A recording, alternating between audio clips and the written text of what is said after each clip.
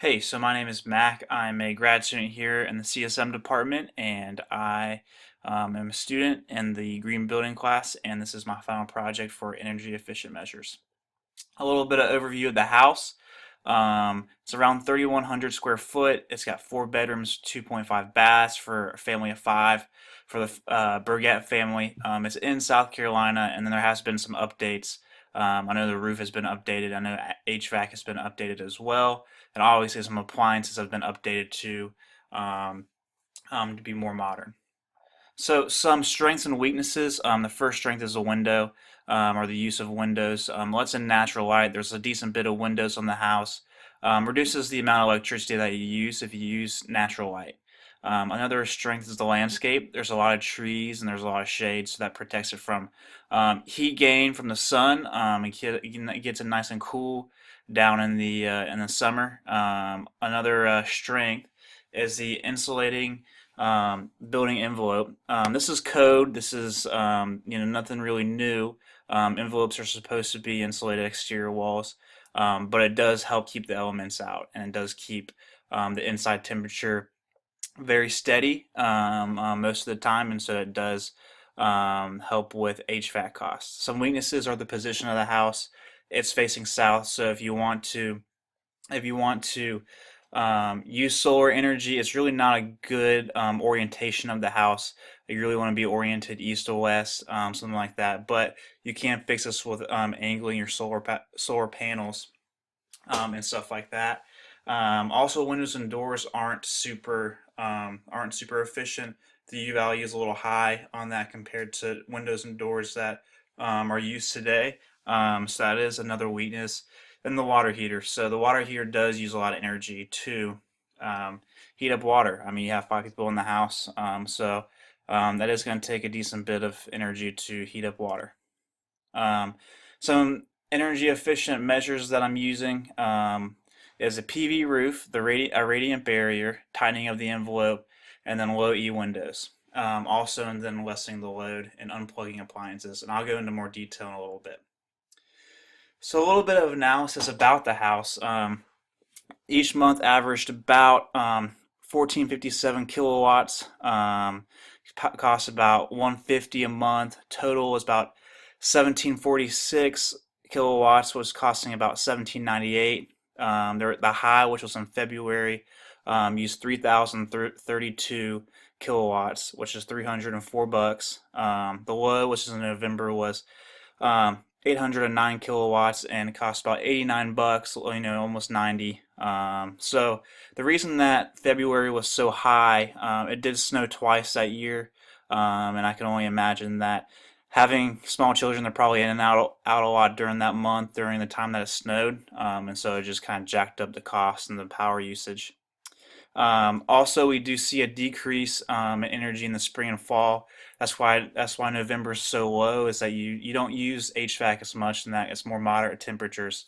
So I'm assuming they probably didn't use it as much and used natural ventilation. And then we also kind of saw increased usage in winter and summer, which is pretty typical. When it gets cold, you use heat more. When it's hot, you use the air conditioning more.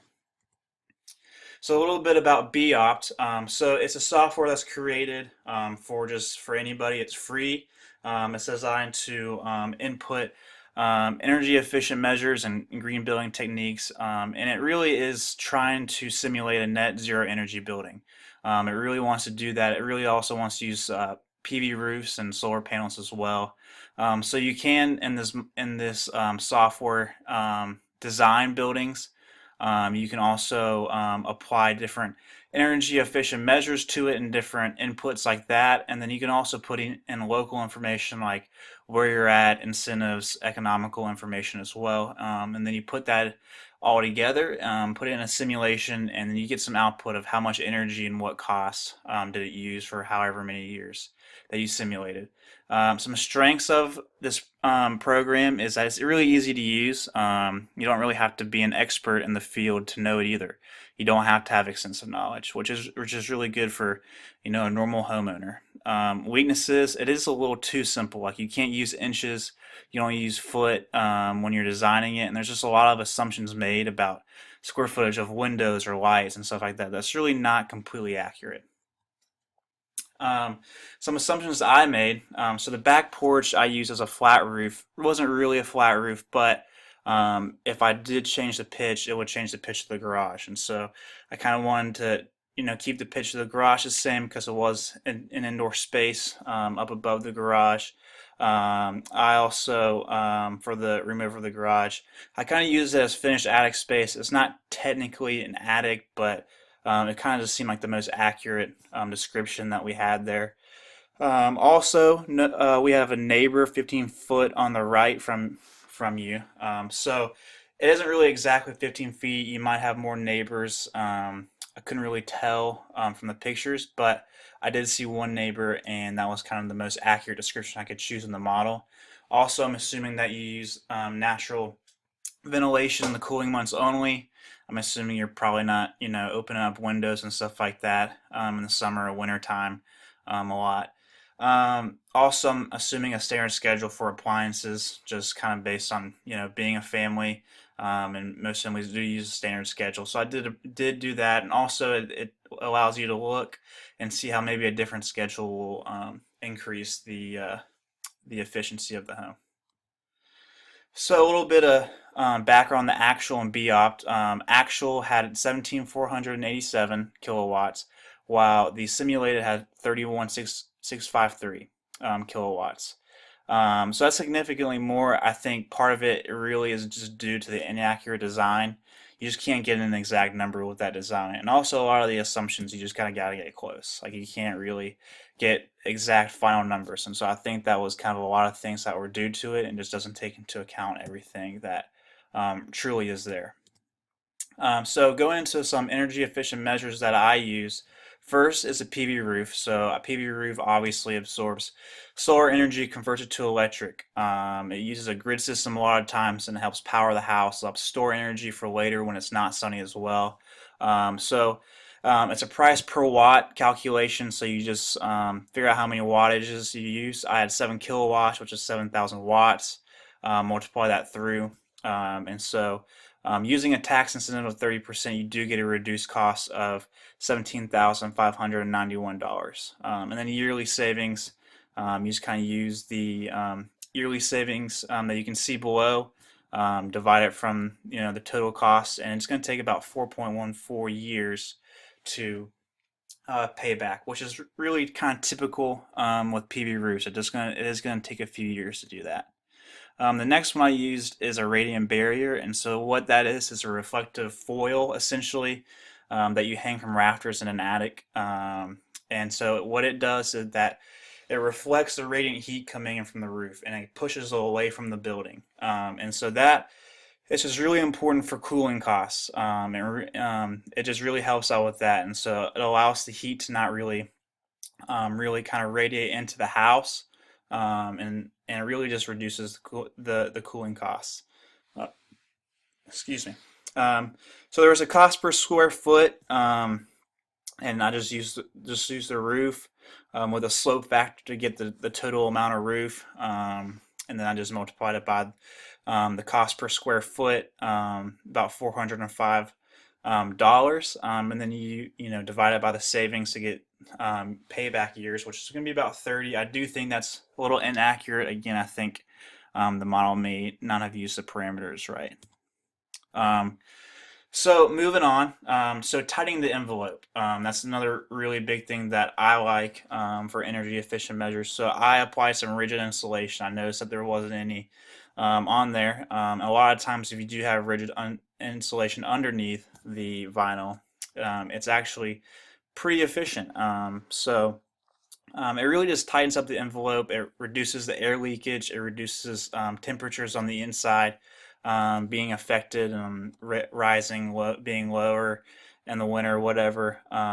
It really just helps with the temperature of the house. So it really does reduce HVAC costs, and it is really important to have a good sealed envelope.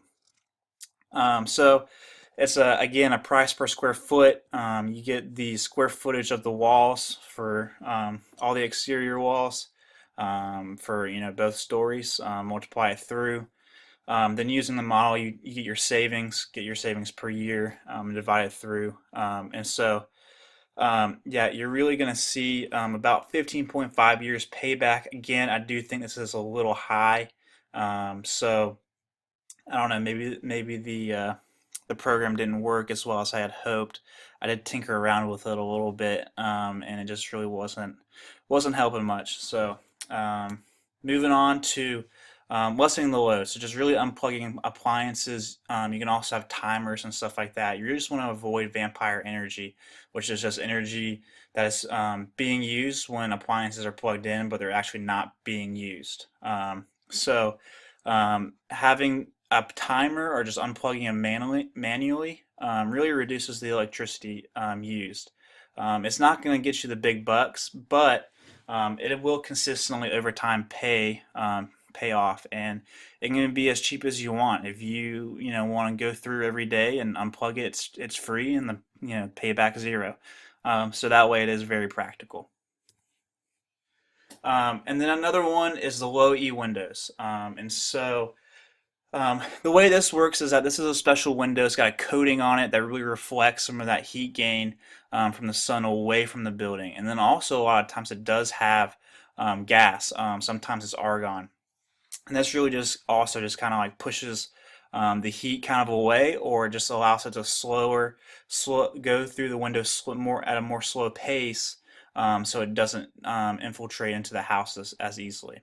So it really does reduce energy for heating and cooling. And so again, you have a cost per square foot, multiply it through the square footage of windows. In the model, I assumed 325 feet, 15 windows on the front and back. That's just kind of the closest I could get. So total cost 6,500 divided by the savings, as you can see below, and it does say it's going to be about 45 years, which I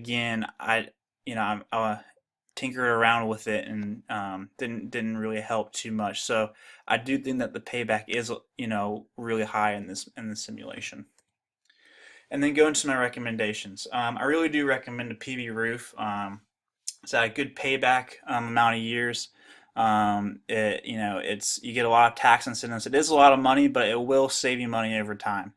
Low E windows, again, it's a good way to just really keep that heat gain from coming into the house, and your windows aren't as efficient as they could be, and so this is a good way of improving them. And then the third one I would definitely recommend is unplugging appliances. Um, and this is just really easy to do. It might not save you the big bucks, but like if you're just unplugging appliances and you are lessening the load, that's going to consistently save you money. So the other two I do recommend, but they don't seem as effective. One, because radiant barrier didn't seem to make much of a difference, or as much as I had hoped, but it still does, and it is still good, and it is one of the easier ways to install as well. Tightening the envelope, that will take a lot of effort to do, because you got to take all that vinyl off, and you got to put all of it back on after you put on